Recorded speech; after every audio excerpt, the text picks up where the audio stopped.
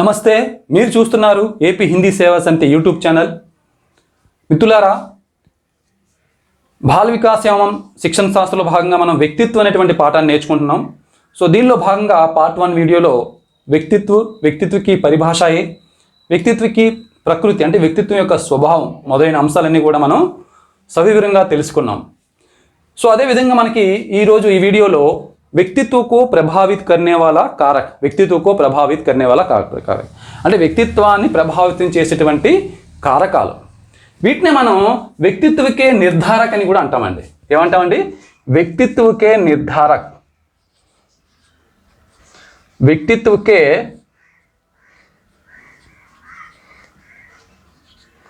నిర్ధారక్ అని కూడా అంటాం. వ్యక్తిత్వకే నిర్ధారక్ అని కూడా అంటాం. అంటే వ్యక్తిత్వాన్ని నిర్ణయించేవి, మన వ్యక్తిత్వాన్ని నిర్ణయించేది. ఈ వ్యక్తిత్వాన్ని ముఖ్యంగా ఏవి నిర్ణయిస్తాయి? ఒకటి వంశానుక్రమం,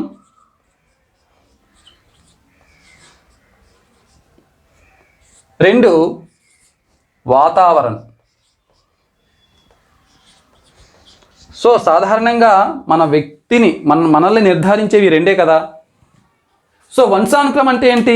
అనువంశికత. తెలుగులో మనం మీకు బీఈడి టెక్స్ట్ బుక్స్ కూడా చదవమని చెప్తున్నాం కాబట్టి వంశానుక్రమం అంటే ఏంటి ఆ టెర్మినాలజీ కూడా తెలియాలి. సో వంశానుక్రమం అంటే అనువంశికత, వాతావరణం అంటే పరిసరాలు. ఈ రెండింటి ప్రభావం వల్ల వ్యక్తి నిర్మాణం అనేది జరుగుతుంది. వ్యక్తిత్వ నిర్మాణం కూడా ఈ రెండింటి ద్వారా జరుగుతుంది. స్వయంగా ఒక వ్యక్తిలో ఉన్నటువంటి లక్షణాలన్నీ కలిపితేనే వ్యక్తిత్వం. ఇంత క్రితం కూడా మనం చెప్పుకున్నాం. సో వంశానుక్రమం అంటే మనకి పూర్వీకుల నుండి అంటే అనువంశికత, పూర్వీకుల నుంచి మన తల్లిదండ్రుల నుంచి వచ్చేటువంటి లక్షణాలన్నీ కూడా ఈ అనువంశిక వంశానుక్రమం అంటాం. సో ఇవి దేని ద్వారా వస్తాయి? జీన్స్ ద్వారా వస్తాయి. వాళ్ళలో ఉన్నటువంటి జీన్స్ ద్వారా మనలో వస్తాయి.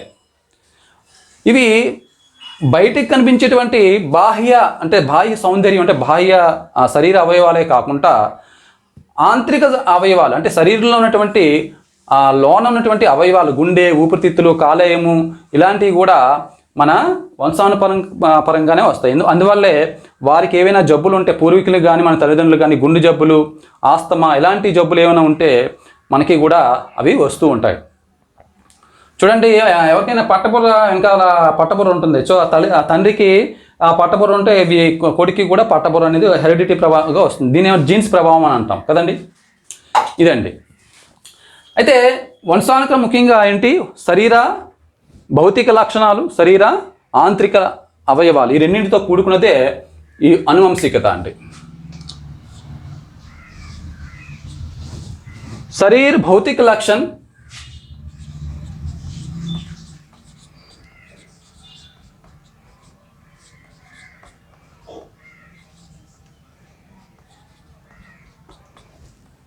రెండు शरीर निर्माण लक्षण.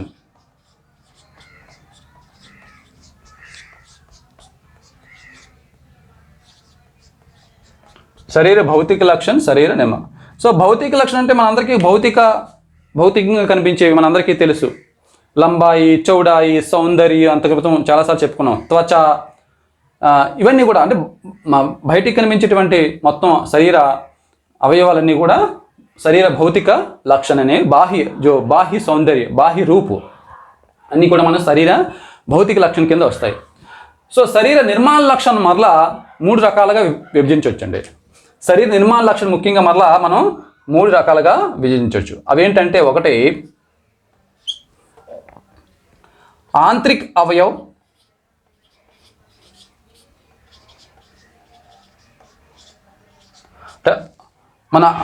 మన శరీరంలో ఉన్నటువంటి అవయవాలు. 2 స్నాయు సంస్థాన్. సంస్థాన్ అంటే ఏదో సంస్థాన్ అనుకోకండి. సంస్థాన్ అంటే స్నాయు సంస్థాన్ అంటే నాడీ వ్యవస్థ, నర్వస్ సిస్టమ్. ఇంగ్లీష్లో నర్వస్ సిస్టమ్ అంటాం, నాడీ వ్యవస్థ. 3 గ్రంథులు, గ్రంథి వ్యవస్థ అన్నమాట. గ్రంథులు, శరీరంలో ఉన్నటువంటి గ్రంథులు. ఆంతరిక అవయవం అంటే ఏంటి? సో మన శరీరంలో ఇప్పుడు చెప్పుకున్నాం కదా, హృదయ,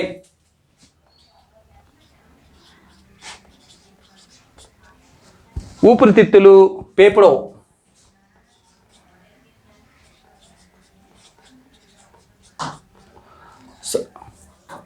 గుర్ద అంటే మూత్రపిండాలు అండి, గుర్ద అంటే మూత్రపిండాలు, గుర్ద. తర్వాత ఇంకేముంటాయి మన శరీరంలో అన్నీ, జిగర్,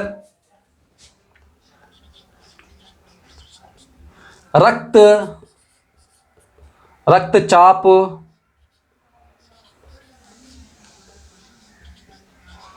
రక్తమే ఖనిజ్, రక్తంలో ఉండే ఖనిజ లవణాలు, ఇవన్నీ కూడా శరీర ఆంతరిక అవయవాల కింద వస్తాయండి. అర్థమైందండి. నెక్స్ట్ సో ఈ హృదయ, పేపుడో, గుర్ద, జిగర్ అంటే శరీరంలో ఉన్నటువంటి అవయవాలు కూడా ఆరోగ్యంగానే ఉంటే మన వ్యక్తిత్వం అనేది కూడా చక్కగా ఉంటుంది. సో చెప్పే అంటే వ్యక్తిత్వం గురించి మరి ఇవి కూడా ప్రభావితం చేస్తున్నాయి అంటే అర్థం ఏంటి?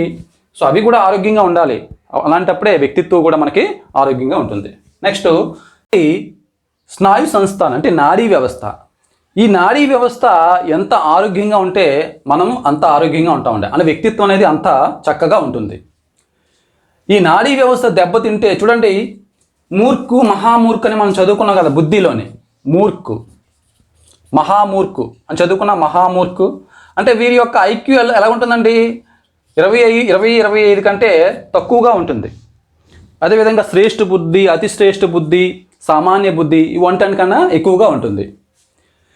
సో ఈ నాడీ వ్యవస్థ సక్రమంగా పనిచేయకపోవడం వల్ల వ్యక్తి పిచ్చివాడిగా మారడం కానీ, సో మందబుద్ధిగా మూర్ఖుల కింద మారడం కానీ జరుగుతుందండి. నాడీ వ్యవస్థ అనేది మన శరీరంలో ప్రధాన పాత్ర వహించేదే ఈ నాడీ వ్యవస్థ. నాడీ వ్యవస్థ అంటే ఏంటండి? స్నాయు సంస్థానం అంటే చూడండి, స్నాయు సంస్థానం అంటే ఏంటంటే మెదడు అంటే దిమాగ్ ప్లస్ రీడ్ కి హడ్డీ, रीढ़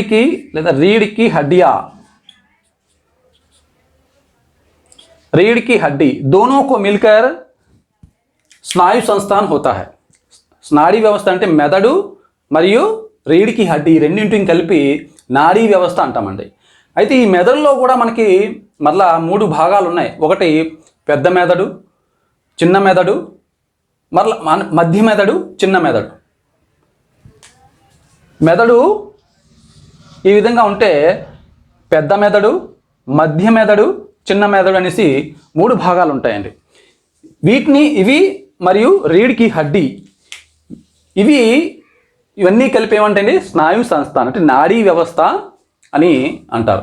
ఈ నాడీ వ్యవస్థ ముఖ్యంగా హమ్మే హోనే వాలే సంవేగ్ కో నియంత్రిత కర్తాయి. మనలో ఉన్నటువంటి ఉద్వేగాల్ని నియంత్రించేది ఏంటంటే నాడీ వ్యవస్థ. కోపము, చిరాకు, ధైర్యము, ప్రతీకారం, పగ ఇవన్నీ కూడా కల్పించేదే నాడీ వ్యవస్థ. వీటిని కంట్రోల్ చేస్తుందండి. అదేవిధంగా మనలో ఉన్నటువంటి దప్పిక, ఆకలి ఇలాంటివన్నింటినీ కూడా ఈ నాడీ వ్యవస్థే నియంత్రిస్తుంది. సో నాడీ వ్యవస్థ అంటే ఏం చెప్పుకున్నామండి? మస్తిష్కము అంటే మెదడు మరియు వెన్నుపాము, రీడ్ కి హడ్డీ. సో ఈ మెదడు ద్వారా కదా మనం ఆలోచన, వివేచన, సమస్య సమాధానం, భాషా సామర్థ్యం, స్మృతి, ధారణాశక్తి ఇవన్నీ కూడా మొదలైనవన్నీ కూడా మన మస్తిష్కం ద్వారా జరుగుతాయి. వీటన్నింటినీ కూడా నియంత్రిస్తుంది. సో స్నాయు సంస్థానికి ముఖ్యమైన విధులు 4 చెప్పానండి. ముఖ్యంగా విచార్, వివేచన్, స్మృతి, సమస్య సమాధాన్, భాష ఇవన్నీ కూడా. తర్వాత వ్యవహార్ కో నియంత్రిత కి దిశా మే మహత్వపూర్ణ భూమిక నిభాతీ హై. మన బిహేవియర్ వీటన్నింటి మీద కదా ఆధారపడి ఉంటుంది. సో మన ప్రవర్తనని నియంత్రించడంలో ప్రధానమైన పాత్ర పోషిస్తుందండి. ఏంటండి? స్నాయు సంస్థ, నాడీ వ్యవస్థ.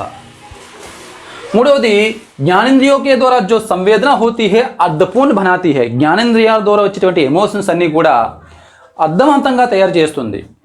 మనం ఏదైనా ఒక విషయాన్ని విన్నాం అనుకోండి, ఏదైనా ఒక ధ్వనిని ఏదైనా ఒక విషయం చెవులతో విన్నాం అనుకోండి, అది ఏంటి అనేది తెలియజేస్తుంది కదా. వాసన, మనం ఏదైనా వాసన చూస్తే ఆ వాసన మంచిదా, దుర్గంధమా, సుగంధమా అనేది మనకి తెలుస్తుంది. అదేవిధంగా స్పర్శ, రంగు, ధ్వని వీటన్నిటినీ కూడా జ్ఞానేంద్రియాలన్నింటినీ కూడా నియంత్రించేది, జ్ఞానేంద్రియాల ద్వారా పని చేయించేది ఏంటంటే స్నాయు సంస్థానం. నెక్స్ట్ ఏంటంటే రక్త సంచార్ అంటే బ్లడ్ ప్రెషర్, జీర్ణ వ్యవస్థ, శ్వాస మరియు శరీరంలో ఉన్న గ్రంథులన్నింటినీ కూడా నియంత్రించేదే నాడీ వ్యవస్థ. సో ఈ 4 పాయింట్స్ కూడా మనం ముఖ్యంగా డిఎస్సిలో కానీ టెట్లో కానీ ఈ 4 పాయింట్స్ మీద క్వశ్చన్స్ వచ్చే అవకాశం ఉంది. నెక్స్ట్ గ్రంథియ అండి. సో మొదట ఏం చెప్పుకున్నాం, అంతర్గత అవయవ్ అంటే శారీరక నిర్మాణ లక్షణ के అంతర్గత అవయవ్ స్నాయు సంస్థాన్. మూడోది ఏంటండి, గ్రంథియ. అయితే ఈ గ్రంథులకి సంబంధించి 2012 నుంచి డిఎస్సి అంటే టెట్ నుంచి చూసుకుంటే 2018 వరకు కూడా ప్రతి ఎగ్జామినేషన్లను కూడా ఈ గ్రంథులకు సంబంధించి ఒక ప్రశ్న అనేది ఖచ్చితంగా ఉంది. సో అందువల్ల ఇది మోస్ట్ ఇంపార్టెంట్ టాపిక్గా మీరు భావించాలి. ప్రతి అంశాన్ని కూడా క్షుణ్ణంగా మీరు పరిశీలించాలి.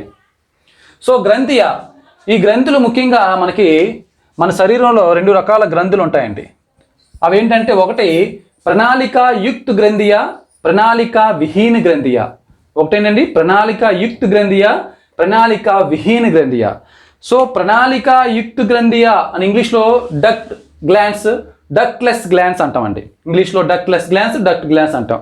సో ప్రణాళిక యుక్త గ్రంథి అంటే నాళ సహిత గ్రంథులు అని తెలుగులో అంటారు. నాళ సహిత గ్రంథులు. ప్రణాళిక విహీన గ్రంథియ నాళ రహిత గ్రంథులు అంటారు. విహీన అంటే రహిత, యుక్త అంటే సహిత. నాళ సహిత గ్రంథులు, నాళ రహిత గ్రంథులు. సో అంతకీ మీకు ఇంకా డిఫికల్ట్గా ఉంటే మనం ఇంగ్లీష్లో గుర్తుపెట్టుకో డక్ట్లెస్ గ్లాన్స్. సో ఈ గ్రంథుల యొక్క పాత్ర ఏంటి? ఇందులో మొదటిది నాళ రహిత గ్రంథులు, ప్రణాళిక యుక్త గ్రంథియ. ఇది రిలీజ్ చేసేటువంటి వాటిని ఏమంటారంటే ఎంజైమ్స్ అంటారండి. ఏమంటారండి? ఎంజైమ్స్. అంటే నాళ రహిత గ్రంథుల నుంచి ఏదైతే రిలీజ్ చేస్తుందో, ఏ ద్రవాలని రిలీజ్ చేస్తుందో వాటిని ఏమంటామంటే ఎంజైమ్స్ అంటారండి.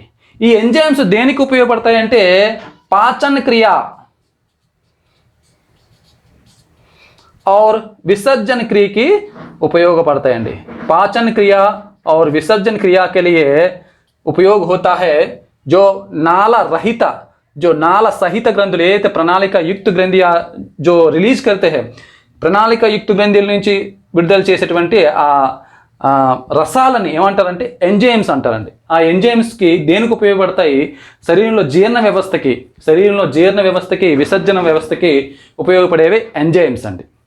అయితే ఈ నాళ సహిత గ్రంథులకి ప్రణాళిక యుక్త గ్రంథియాకి ఉదాహరణలు ఏంటంటే లార్ అంటే లాలాజల గ్రంథులు, లార్ గ్రంథియ. అదేవిధంగా పాచన గ్రంథియ, పసీనా అంటే స్వేద గ్రంథులు, పసీనా గ్రంథియ. అదేవిధంగా జఠర గ్రంథులు మొదలైన వాటిని రిలీజ్ చేసేదే ప్రణాళిక యుక్త గ్రంథియ. ఏంటండి? ప్రణాళిక యుక్త గ్రంథియ. ప్రణాళిక యుక్త గ్రంథికి ఉదాహరణలు ఏంటి? లార్ అంటే స్వేద గ్రంథులు, అదేవిధంగా లాలాజల గ్రంథులు, జఠర గ్రంథులు. స్వేద గ్రంథులు ఎక్కడుంటాయంటే మన నోటిలో నాలిక కింద ఉంటాయి. పసీనా చర్మం కింద ఈ స్వేద గ్రంథులు ఉంటాయి. జఠర గ్రంథులు ఏదైతే మన తినే ఆహారం జీర్ణం అవ్వడానికి ఉపయోగపడే జీర్ణక్రియలో ఉంటాయి. సో వీటిని రిలీజ్ చేసేదే ప్రణాళిక యుక్త గ్రంథి. అంటే నాళ సహిత అంటే నాళంతో కూడినటువంటి గ్రంథులనే ప్రణాళిక యుక్త గ్రంథి అంటాం. రెండవది టాపిక్ ప్రణాళిక విహీన గ్రంథియ. నెక్స్ట్ ఏంటండి? ప్రణాళిక విహీన గ్రంథియ. సో ప్రణాళిక విహీన గ్రంథి అనే అంతఃస్రావి గ్రంథి అని అంటారండి. ప్రణాళిక విహీన గ్రంథి అని ఏమంటారంటే అంతఃస్రావ్య గ్రంథి అని కూడా అంటారండి. ప్రణాళిక విహీన గ్రంథి అని అంటే అంతఃస్రావ్య నాళ రహిత గ్రంథులు అని తెలుగులో అంటామని చెప్పుకున్నాం. సో ఇది విడుదల చేసేటువంటి రసాలు అంటే ఏదైతే విడుదల చేస్తుందో వాటిని ఏమంటామంటే जिन रसों को रिलीज करता है వాటిని ఏమంటామంటే హార్మోన్స్ అంటామండి. ఏమంటాం? హార్మోన్స్. ఇది రిలీజ్ చేసేటువంటి రసాలని అంటే ప్రణాళిక విహీన గ్రంథి जिन रसों को रिलीज करते हैं उन्हें क्या कहा जाता है? हार्मोन कहा जाता है. వాటిని ఏమంటామండి? హార్మోన్ कहा जाता है. అయితే ఈ హార్మోన్స్ ఏంటంటే తిన్నగా సీదే రక్తమే చలా జాతా హై. హార్మోన్స్ సీదే రక్తమే చలా జాతా హై. హార్మోన్స్ తిన్నగా రక్తంలోకి పంపిస్తుంది. హార్మోన్స్ తిన్నగా ఇవి రక్తంలోకి వెళ్తాయండి. సీదే రక్తమే చలా జాతా హై. అవి ఈ హార్మోన్స్ ఈ ప్రణాళిక విహీన గ్రంథియ ఒక డయాగ్రామ్ ద్వారా మీకు చూపిస్తాను. అవి వీటి ఒక్కొక్కటి గురించి ఏంటి అనేది తెలుసు. ప్రణాళిక విహీన గ్రంథి అనేది ఎగ్జామినేషన్ పాయింట్ ఆఫ్ వ్యూలో చాలా ముఖ్యమైన మనం తెలుసుకున్నాం. అయితే ఈ ప్రణాళిక విహీన గ్రంథి నుంచి వచ్చేదే ఏదైతే స్రావాలు అంటే రసోకు హిందీలో అందని రస్ అంటాం. సో రసోకు జో రిలీజ్ కర్తే హై ఉసే క్యా కహా జాతా హై హార్మోన్స్. ఈ హార్మోన్స్ అనే పదం మనం చాలాసార్లు వినుంటాం. సో డాక్టర్ దగ్గర వినుంటాం, హార్మోన్ ప్రభావంగా మందకొడిగా ఉన్నారు, హార్మోన్ ప్రభావంగా ఎదుగుదల లేదు, ఇలా రకరకాల మాటలు వింటూ ఉంటాం. అంతేకాకుండా చదువుతూ కూడా ఉండుండొచ్చు. అనేకసార్లు వినుంటాం, అనేకసార్లు చదివి ఉంటాం. సో ఈ విహీన గ్రంథియాలు ప్రధానంగా ఈ గ్రంథులు ప్రధానంగా అండి. ఇందులో ముఖ్యమైన గ్రంథి ఏంటంటే పీయూష్ గ్రంథి. ఈ పీయూష్ గ్రంథి అనేది ఎక్కడ ఉంటుంది? పీయూష్ గ్రంథి అనేది ముందు మెదడు ఈ చివరిలో ఉంటుందండి పీయూష్ గ్రంథి. సో దీన్ని ఇంగ్లీష్లో ఏమన్నా పిట్యూటరీ గ్లాండ్ అంటామండి. ఏమంటామండి? పిట్యూటరీ గ్లాండ్ అనేసి పీయూష్ గ్రంథిని అంటాం. పిట్యూటరీ గ్లాండ్ అంటాం. అదేవిధంగా ఈ మెడ దగ్గర కొద్దిగా కింద భాగాన చుల్లికా గ్రంథి థైరాయిడ్ గ్లాండ్ అని ఉంటుందండి. చుల్లికా గ్రంథి దాన్ని ఏమంటామండి? ఇంగ్లీష్లో థైరాయిడ్ గ్లాండ్ అంటాం. ఏమంటామండి? Thyroid gland. హిందీలో మనం చుల్లికా గ్రంథి అంటాం. సో దాని కిందనే కొద్దిగా పారాథైరాయిడ్ గ్లాండ్ అని ఉంటుందండి. ఉపచుల్లికా గ్రంథి అంటాం. ఉపచుల్లికా గ్రంథి అంటాం. దాని కిందనే పారాథైరాయిడ్ గ్రంథి అని ఉంటుందండి. తర్వాత నెక్స్ట్ ఇలా ఇక్కడ కాలేయం దగ్గర ఉపవృక్క గ్రంథి అనేసి ఉంటుందండి. ఉపవృక్క గ్రంథి అని ఉంటుందండి. దాన్నే మనం ఎడ్రినల్ గ్లాండ్ అంటామండి. ఈ భాగంలో చూడండి, ఇది కిడ్నీ భాగం. సో కింద ఈ భాగంలో ఉపవృక్క గ్రంథి అని ఉంటుందండి. ఎడ్రినల్ గ్లాండ్ అంటాం. దాన్ని ఏమంటామండి? ఎడ్రినల్ గ్లాండ్ అంటాం. అదేవిధంగా మనకి ఇటువైపు ప్యాంక్రియాసిస్ అనేసి ప్యాంక్రియాస్ గ్లాండ్ అనేసి ఒకటి ఉంటుంది, చాలా మోస్ట్ ఇంపార్టెంట్ గ్రంథి. ఇది ప్రణాళిక విహీన గ్రంథియా ప్రణాళిక సహిత గ్రంథియాలోకి వస్తుంది. ప్యాంక్రియాసిస్ నాళ సహిత గ్రంథులు నాళ రహిత గ్రంథులు రెండింటిలోకి కూడా ఈ ప్యాంక్రియాసిస్ గ్లాండ్ అనేది వస్తుంది. సో ఇప్పుడు ఒక్కొక్కటిగా చెప్పుకుందాం. పీయూష్ గ్రంథి అంటే ఏంటి, చుల్లికా గ్రంథి అంటే ఏంటి, ఉపచుల్లికా గ్రంథి అంటే ఏంటి, ఉపవృక్క గ్రంథి అంటే ఏంటి. అదేవిధంగా కిందని ఓవరీస్ టెస్టిస్ అనేసి కింద ఒకటి ఉంటుందండి. దీన్నే గోనాడ్స్ బీజ గ్రంథియా అంటాం. ఇక్కడ ఏదైతే ఉన్నాయో మనకి దీన్నే బీజ గ్రంథియా లేదా గోనాడ్స్ అనేసి అంటామండి. ముందుగా మనం ఈ మెదడు భాగంలో ఉన్నటువంటి పీయూష గ్రంథి గురించి తెలుసుకుందామండి. మొదటిది పీయూష గ్రంథి. ఈ పీయూష గ్రంథి అతి ప్రముఖ గ్రంథి అంటామండి. గ్రంథులన్నింటిలోకి ఇది అతి ప్రముఖ గ్రంథి అంటామండి. సో అతి ప్రధాన గ్రంథి క్యా హై? పీయూష గ్రంథి. అతి ప్రధాన గ్రంథి, అతి ప్రముఖ గ్రంథి పీయూష గ్రంథి. ఎందువల్ల అతి ప్రముఖ గ్రంథి అంటే ఇది మిగతా గ్లాండ్స్ 1-2 మాత్రం హార్మోన్స్ రిలీజ్ చేస్తే ఇది సుమారు 6 टाइप्स ऑफ हार्मोन्स रिलीज చేస్తుంది. 6 प्रकार के रसों को स्रावों को रिलीज करते हैं. इसीलिए इसे अति प्रधान ग्रंथि अंटाम. 6 प्रकार के स्रावों को रिलीज करते हैं, हार्मोन्स रिलीज చేస్తుందండి. సో ఇది ఎలా ఉంటుందంటే బఠానీ గింజ ఆకారం ఉంటుంది. మటర్ కే ఆకార్ మీద అయితే బఠానీ గింజ ఆకారంలో ఉంటుంది. బఠానీ గింజ ఆకారంలో ఉంటుంది. 0.5 గ్రామ్స్ ఉంటుందండి దీని బరువు. ఎంత ఉంటుందండి? 0.5 గ్రామ్స్ ఉంటుంది. 0.5 గ్రామ్స్ ఉంటుందండి దీని బరువు. అర్థమైందండి? దీని బరువు ఎంత ఉంటుంది? 0.5 గ్రామ్స్ ఉంటుంది. సో ఈ ప్రధాన గ్రంథి కాబట్టి దీన్ని ఏమంటామంటే మాస్టర్ గ్లాండ్, స్వామిని గ్రంథి అంటామండి. స్వామిని గ్రంథి అంటామండి. దీన్ని స్వామిని గ్రంథి, హిందీలో స్వామిని గ్రంథి అంటాం. ఇంగ్లీష్లో దీన్ని మాస్టర్ గ్లాండ్ అంటామండి. ఏమంటామండి? Master gland, the king of the glands అంటామండి. కింగ్ ఆఫ్ ది గ్లాండ్స్ అని కూడా ఇంగ్లీష్లో అంటామండి. కింగ్ ఆఫ్ ది గ్లాండ్స్ అని కూడా అంటామండి. Master gland, king of the glands అని అంటాం. అర్థమైందండి? అయితే ముఖ్యంగా దీనిలో పీయూష గ్రంథిలో 2 భాగాలు ఉన్నాయి. ఇంటీరియర్, పోస్టీరియర్ 2 భాగాలు ఉంటాయి. అది కూడా మీరు చాలా ముఖ్యం. ఇంటీరియర్, పోస్టీరియర్ అని 2 భాగాలు ఉంటాయండి. ఇంటీరియర్, పోస్టీరియర్ అని 2 భాగాలు ఉంటాయి. అది కూడా చాలా ముఖ్యం. దీనిలో ఈ పీయూష గ్రంథిలో అతి ప్రముఖమైనటువంటి హార్మోన్ ఏంటంటే గ్రోత్ హార్మోన్ అండి. అంటే పెరుగుదల హార్మోన్. తెలుగులో మనం పెరుగుదల హార్మోన్, వృద్ధి రస్ వృద్ధి స్రవ్య అంటాం, పెరుగుదల హార్మోన్ రిలీజ్ చేస్తుందండి. ఇది పెరుగుదల హార్మోన్ రిలీజ్ చేస్తుంది, గ్రోత్ హార్మోన్. ఇది అత్యంత ముఖ్యమైనది. గ్రోత్ హార్మోన్ రిలీజ్ చేస్తుందండి. గ్రోత్ హార్మోన్ని ఇది రిలీజ్ చేస్తుందండి. ముఖ్యమైనటువంటి ఇది హార్మోన్ ఏంటండి? Growth hormone. ఈ గ్రోత్ హార్మోన్ లోపిస్తే లేదా ఈ గ్రోత్ హార్మోన్ ఎక్కువైతే జైగాంటిజం అనేసి జైగాంటిజం అనే ఒక ప్రభావం వస్తుందండి. జైగాంటిజం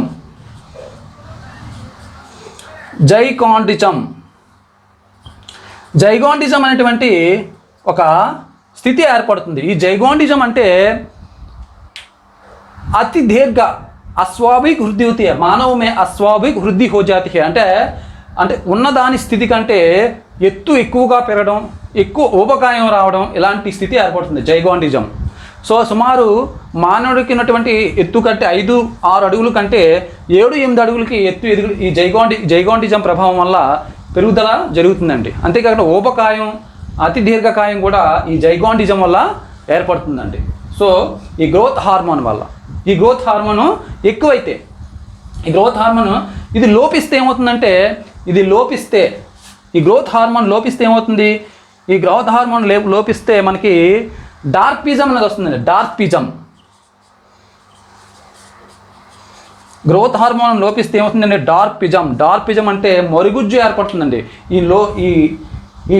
ఈ గ్రోత్ హార్మోన్ లోపించడం వల్ల వ్యక్తిలో డార్పిజం అవుతుంది. డార్పిజం అంటే మరుగుజ్జుగా వ్యక్తి తయారవుతాడు. వ్యక్తి ఎదుగుదల అనేది ఉండదు. సో వారిని మనం హిందీలో ఏమంటాం? నాటా లేదా బౌనా అంటామండి. హిందీలో ఏమంటామంటే బౌనా అంటామండి. హిందీలో బౌనా అంటాం. ఒకసారి చూడండి, పీయూష్ గ్రంథి ఈ ముఖ్యంగా బఠానీ గింజ ఆకారంలో ఉంటుంది. ఇది 5 గ్రాములు ఉంటుంది. ఇది 2 భాగాలండి, ఇంటీరియర్ పోస్టీరియర్ అని 2 భాగాలు కలిగి ఉంటుంది. సో ఇది అతి ప్రధాన గ్రంథి. ఇది ముఖ్యంగా 6 టైప్స్ ఆఫ్, కొంతమంది 9 రకాలని చెప్పారు, 9 కాదండి, 6 టైప్స్ ఆఫ్ హార్మోన్ రిలీజ్ చేస్తుందండి. ఇది స్వామినీ గ్రంథి అంటే master gland, king of the glands అని అంటామండి. సో ఇది విడుదల చేసే హార్మోన్ అయితే ముఖ్యమైన హార్మోన్ గ్రోత్ హార్మోన్. ఈ గ్రోత్ హార్మోన్ ఎక్కువ అవడం వల్ల జైగాంటిజం అనే ప్రభావం ఏర్పడుతుంది, జైగాంటిజం అనే స్థితి ఏర్పడుతుందండి. సో జైగాంటిజం స్థితి ఏర్పడడం వల్ల వ్యక్తి अस्वाभाविक वृद्धि होती है, मानव में अस्वाभाविक वृद्धि हो जाती है. అంటే ఎత్తు ఎరగడం కానీ అతి దీర్ఘకాయం కానీ జరుగుతుంది. తర్వాత ఇది లోపిస్తే డార్పిజం అనేటువంటి సమస్య వస్తుంది.